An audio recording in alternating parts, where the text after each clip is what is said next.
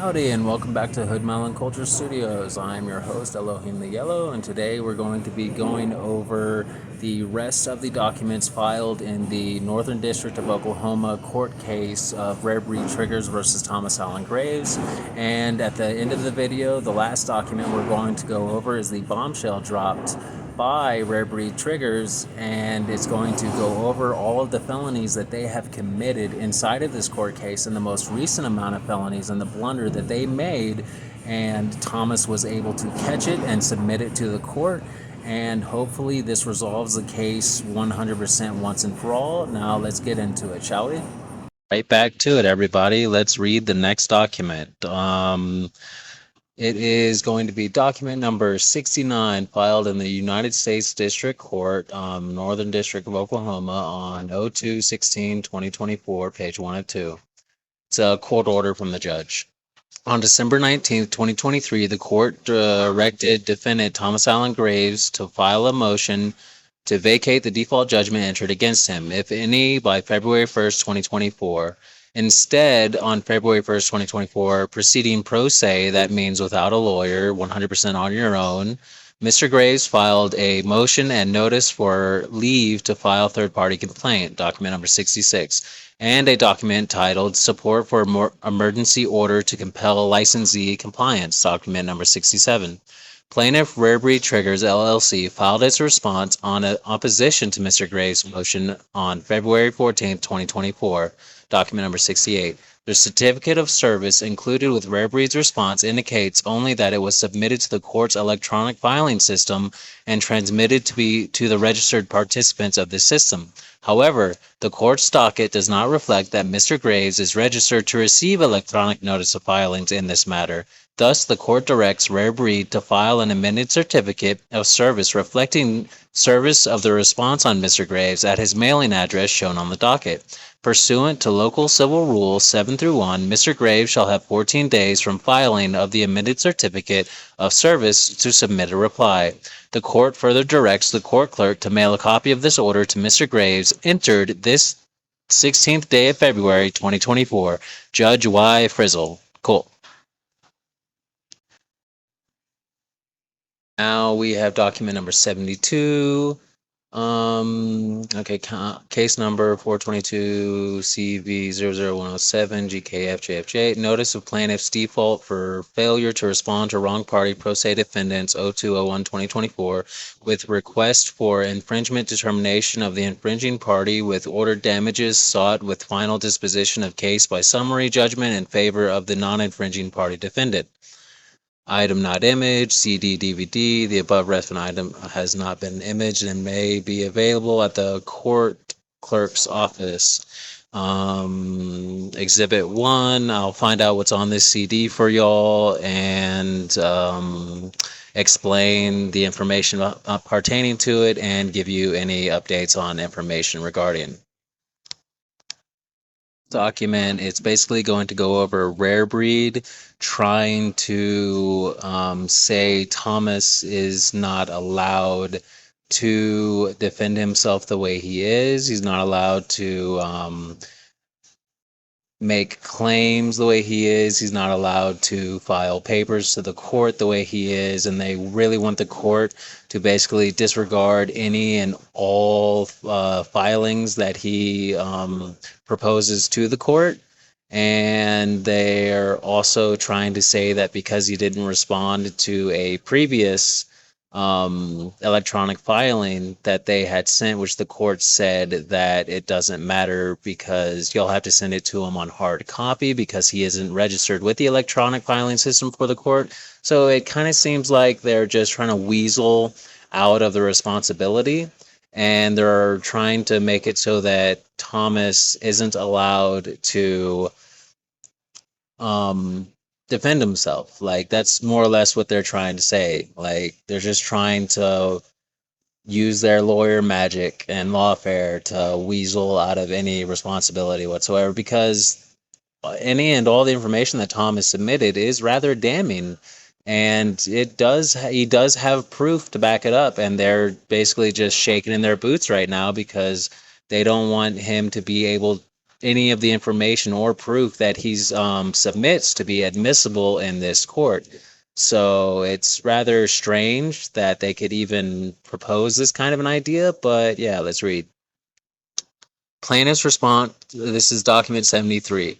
Plaintiff's response, objection, and motion to strike the notice of defendants Thomas Allen Graves, document 71.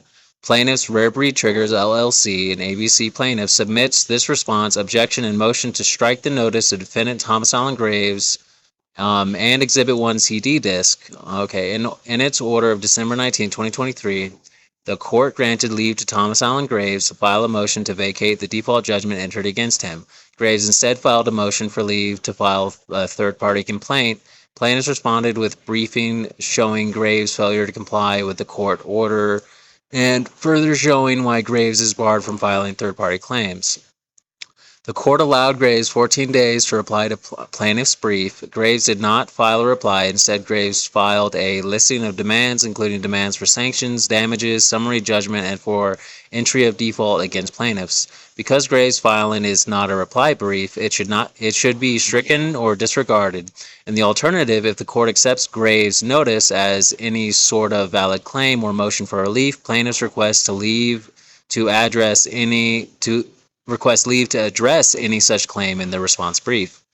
Argument and authority allows reply briefs regarding new matter in the response brief. Well, okay, so also something should be covered. You're allowed to handle your case when you're defending yourself much differently when you're doing it pro se than you would if you had a lawyer representing you or legal counsel.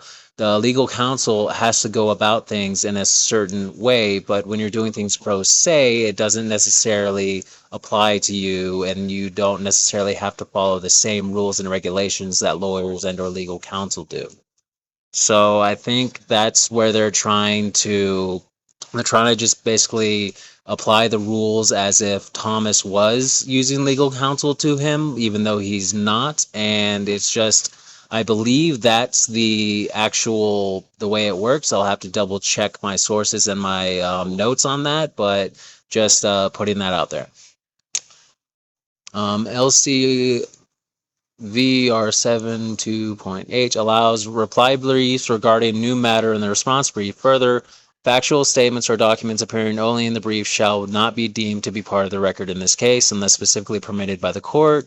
Only with authorization of the court may a reply brief exceed 10 pages in length. Graves' notice does not address any point of the response filed by Rare Breed. It makes an array of factual statements not supported by admissible evidence.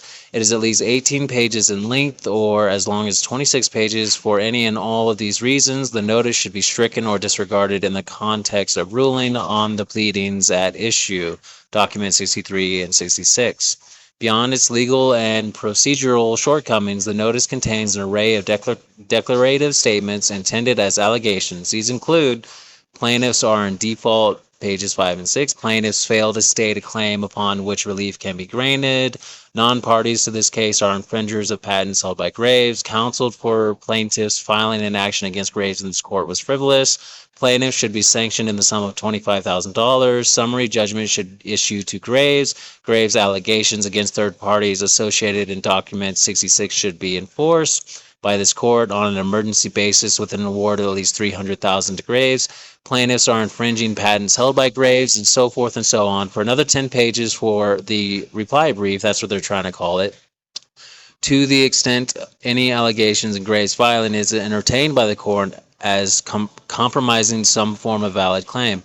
Cause of action or motion for relief, plaintiffs request the court identify such matters and allow plaintiffs an opportunity to respond. Finally, the notice includes a note to the court referring photographic and video examples pertinent to Graves' technological capabilities and background that were provided to the court as an attached CD. Okay, so he did give them proof. Identified as Exhibit 1. This exhibit was not served on plaintiffs. If the court strikes or disregards the notice, the failure of service is moot. If, however, any matter of the notice goes forward in this court, plaintiffs request Graves be ordered to serve the exhibit as required by rule. Conclusion. Plaintiffs request that the relief sought by Graves in Document 66 be denied and that no third-party claims, counterclaims, or other claims by Graves be permitted in this action. Further requested is that Graves' notice be stricken or disregarded as non-responsive and for non-compliance with the local civil rules pertaining to reply briefs. Thereafter, plaintiffs will resume their efforts begun November 2nd, 2023 to set an asset hearing in this case. Respectfully submitted by two crooked lawyers. Certificate of service. I hereby certify on this 8th day of March 2024, I electronically transmitted the foregoing documents to the clerk of the court using the ECFR system for filing, with the clerk transmitting a notice of electronic filing to all registered ECF participants and to the following via United States mail. Thomas Allen Graves, 295 Eagle Point Lane, Sand Springs, Oklahoma, 740663. Colin H. Tucker. Colin H. Fucker. Alrighty then. Now that we know how his last name is spelled, let's move on to the next one. Alrighty then, this is document number 74, Tulsa Prop Final Order, filed March 12th, 2024 by Thomas Allen Graves. Proposed final judgment in favor of Thomas Allen Graves as a fully indemnified wrong party defendant, author and owner of the Priority Superior Core Technology patent in the field of automatic reset trigger technology that is being willfully infringed and endangered via plaintiff's continued grand larceny scheme and continuance of frauds upon multiple courts. Judgment. On this day of March 12th, 2024, having previously granted plaintiff's second motion for default against Thomas Allen Graves, the court hereby this day grants dismissal of all prior judgments in this case grant against defendant Thomas Allen Graves. At the same time, the court retains jurisdiction in this case to issue orders sought by defendant for a final resolution in this case. The court now grants in favor of defendant judgments and orders against plaintiffs Rare Breed Triggers LLC, a North Dakota Limited Liability Company, and ABC IP, a Delaware Limited Liability Company, in the following respects. Plaintiffs have infringed Claim 1 of defendant's U.S. Patent Number 772, the 772 patent, by making, using, selling, offering for sale, importing and or promoting, providing, and inducing 772 to be used without authority within the United States, the FRT 15 force reset trigger. This infringement was willful. Plaintiffs Rare Breed Triggers LLC and AVCIP LLC are hereby permanently enjoined from infringement or contributing to the infringement of the 772 patent. Case number 422 CB00107 GKF JFJ. Defendant has suffered actual damages in the sum of $39 million as represented in declarations made under penalty by unnamed defendants, Mike Register, the founder and original owner of both plaintiffs, and Cole Lelou, current owner of plaintiff ABCIP LLC, admitted in the East District, New York, the Eastern District, New York, 39 CV 369, document 139, on September 5th, 2023, wherein Register, Lelou, and all parties agreed the plaintiffs in this case took $39 million in less than 24 months, a sum which is within the fair scope of the allegations in the Eastern District of New York and the Northern District of Oklahoma. Due to the willful nature of the infringement, defendant is entitled to treble damages. The court therefore grants judgment in favor of Thomas Allen Graves and against plaintiffs Rare Breed Triggers LLC and ABCIP LLC in the sum of $117 million. Further, the defendant sought award of reasonable attorney fees and costs to enable defendant to retain counsel to defend this case, $300,000, a sum which is within the fair scope of allegations and for which defendant is wholly indemnified, thus entitled to. And pursuant to 35 U.S. Code 285, defendant having filed February 1st, 2024, a motion with demand, brief, and affidavit in compliance with Local Civil Rule 54-2, the court hereby grants fees and costs sought. Further, defendant petitioned for punitive damages in an amount of $100 million, an amount sufficient to chill the plaintiffs from further victimization of defendant or any other ever again, a sum which is within the fair scope of the allegations of unwarranted infliction of pain, suffering, destruction of health, well-being of defendant and his entire family of 11. The court orders punitive damages grant as sought. Further, the court hereby orders the plaintiff shall pay the defendant in full $117 million, $117 million on or before. Further, plaintiff failure to comply with any of the court orders granted in favor of the defendant herein shall be good cause for the court to revisit this case regardless of whether the defendants having moved the court for enforcement or not. For this purpose, the court shall retain jurisdiction in this case, enabling the court to monitor plaintiff's compliance with the court's orders. It is further ordered post-judgment interest shall accrue at whatever percent per month, compounding on any balance due on judgment. Beginning date judgment is entered and shall continue until the entire judgment amount is paid to defendant and plaintiffs is issued release, judgment satisfied. It is further ordered the amount of judgment shall not be dischargeable by bankruptcy, proceeding, personal, or other. Final judgment with prejudice is granted in favor of defendant and against the plaintiff. Entered at Tulsa, Oklahoma, this day of 2024, Gregory Y. Frizzle, United States District Judge, Thomas Allen Graves, 295 Eagle Point Lane, Sand Springs, Oklahoma, 74063, 512-363-8440. And this is the one that everyone's been waiting for, the bombshell dropped in the Rare Breed Trigger versus Thomas Allen Graves case. Judicial notice of plaintiff federal crimes by writ of outrage.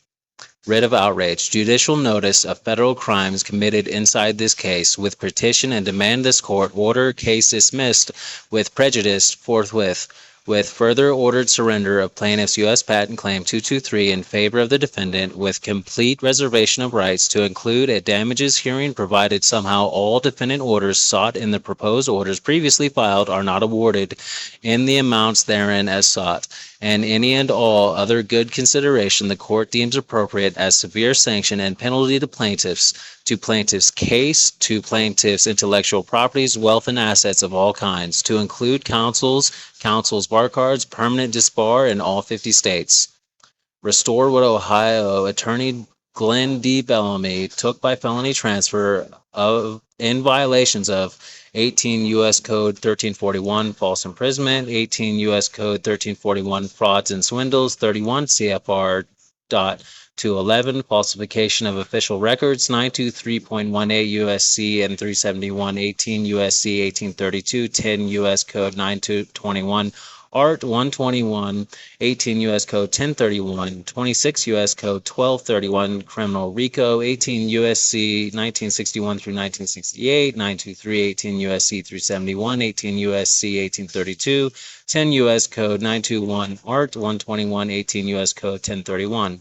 Come now, I am the inventor, defendant. I am Thomas Allen Graves, a masculine, living, natural man, having been victimized, felony converted, and robbed by plaintiffs and its barred counsels, apparently angered by this court's order to quash the asset forfeiture hearing scheduled for December 19th, 2024, in favor of the defendant. 14 days later, on January 3rd, 2024, plaintiffs and counsels took things into their own hands, giving the court the Italian salute. They electronically entered into the USPTO, the United States Patent and Trademark Office, Electronic Records Recoordination System, assessed the assignment division records, and by false impersonation falsified government forms to falsify official government records of ownership, committed grand larceny by unauthorized take property by felony transfer of it, evaluation placing the electronic robbery conservatively at $100 billion of defendants' aerospace screw rocket and defense counter terrorist or counter contract thermodynamic. It's a contract of thermodynamic technologies rocket engine rights. Defendant petitions with demand for criminal referrals and that they be issued for all involved having knowledge and all that should have had knowledge of pre-planned felonies and felony frauds upon the USPTO, its data records and systems executed on by plaintiffs and its counsels having felony converted defendant's life work into plaintiff's names and counsel's hands. All right, so the bombshell was rare breed triggers. They were not given an asset hearing yet, and there was no judgment and ruling for an asset hearing. Their asset hearing that they proposed was dismissed by the court, but I don't know if they got confused or something or misread a piece of paperwork, but they filed with the United States Patent and Trademark Office that they already own all of Thomas Allen Graves' patents, which are on record as being owned by Thomas Allen Graves. So this is already federal felony fraud. So the counsels having felony converted defendant's life work into the plaintiff's names and counsel's hands. This outrage is prima facie, that means first glance, case evidence for criminal referrals to investigate plaintiffs and counsel's serious felonies. The evidence can be viewed upon assignment division of the USPTO and patent reel 066163 frame 0436, some of which is attached here too. Sanctions and penalties for counsels for the multiple violations of federal law inflicted upon a party now a victim of multiple federal crimes while the aggressors are actively inside this case on January 3rd, 2024, plaintiff's dates of execution. The petitioner hereby petitions and demands all plaintiffs' counsels' bar cards be collected and held by the court until such time as all counsel's errors and omissions policies, extended coverage riders, catastrophic loss umbrella policies to include but not limited to all other coverages and respective claim agents' contact coordinates, that the court order the permanent disbar of every lawyer having touched this case, a fitting and commensurate punishment for unethical counsels having stricken defendant's family with grief. By this series of felony acts is clearly a counsel construct meant to inflict irreversible emotional victimization. Enough said. All counsels either knew or should have known of this intended crime spree, planned by plaintiff's side of the table for 14 days, then executed on January 3rd, 2024. Plaintiff's side of the table, electronic robbery by felony impersonation and transfer of another's aerospace defense contractor rights, inventions, and technologies, wealth, a life's work, is a chargeable offense and was committed in front of the court inside this case. At a bare minimum, petitioner petitions, seeks, and demands $150 million from each counsel having had knowledge, touched, or helped in any way in this series of felony acts. Penalties sought shall be for each and every single falsification executed by each counsel with knowledge or should have had knowledge, and for each government form falsified, for each page falsified, and for each position on that form falsified, and for each page filed or caused to be filed, and for each electronic record falsified, and for each electronic system falsified. Holding disclosures. Petitioner petitions the court and demands the defendant, federal crime victim, be ordered made whole at instant or if not sooner by the court. Order plaintiffs make victim whole. U.S. patent number 20,190,345,832. Priority date 4/24/2019. Screw rocket nozzle. 163931885. Application screw rocket nozzle, geared rocket engine technology. Oh my goodness, I love this thing. I want one of these engines myself. It would be amazing. 1731612. Application screw rocket nozzle, geared rocket engine technology.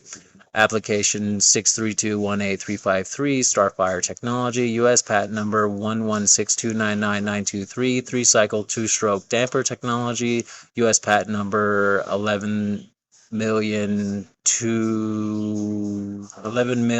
or 11,002,500. Patent, that's a 3-cycle damper 2-stroke damper technology. U.S. patent number 11,502,511. 3-cycle 2-stroke damper technology.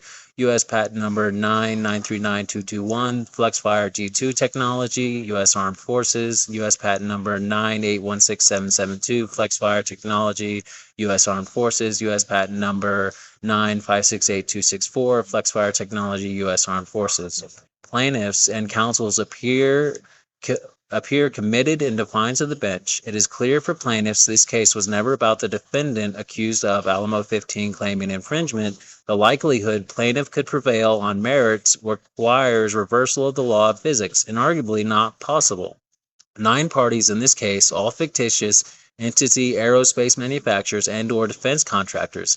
This case for all 9 parties has always been only taken by force, if not by court, as it was on January 3rd, 2024, take by felony if need be defendants aerospace screw rocket nozzle technology, worth conservatively $100 billion in and to that industry. These good men have already stolen victims' trigger technology, January 31st, 2018, and now January 3rd, 2024. Does the court see the pattern here? See recession of plaintiffs 01/31/2018 falsified USPTO assignment serendipitously by falsification of federal forms and federal records. Same method used by the same people, this time on 01/31/2024. The first time, 2018, this defendant was victimized by attorneys for these plaintiffs. By federal felony, the scam was corrected by recession per Texas law governing defendant's right of recession. Respectfully submitted in good faith, March 18, 2024, Thomas Allen Graves, 295 Eagle Point Lane, Sand Springs, Oklahoma, 7406 512-363-8440. That's the bombshell that was dropped. Rare Breed Trigger tried to commit multiple mass felonies and federal fraud in an ongoing court case. That's freaking crazy. How could you be so stupid to try and commit that many acts of federal fraud? It's mind-boggling that these lawyers would even try to do such thing. It's crazy. Like, how can you be that stupid? Come on. But I believe we are completely 100% caught up now. There might be 1 or 2 more documents that Thomas has shared with me that we will go over at a later time. But for now, I think we are fully wrapped up and caught up on all the information that has been submitted to the court. I'll do another quick video on the rest of the information that was submitted, and I'll start putting together more information. But for the time being, if you would like to donate to help out Thomas on his day-to-day life basis with some sort of small donation, you can Zelle him. Zelle is a direct transfer from bank to bank, 100% secure. All you have to do is go to Zelle, type in Thomas's phone number, and then friggin' his corporation or his company or his business should pop up, and then enter the amount you want to send him. You can put a memo in there, say it's charitable donation, whatever you want to say, so it's non-taxable, and send it to Thomas. Or if you want to donate a larger sum, you can do the exact same thing. All you have to do is go to Zelle and enter his phone number, 512-363-8440, and you can send a larger charitable donation if you want to help him out in his fight against Rare Breed Triggers and the rest of the infringers.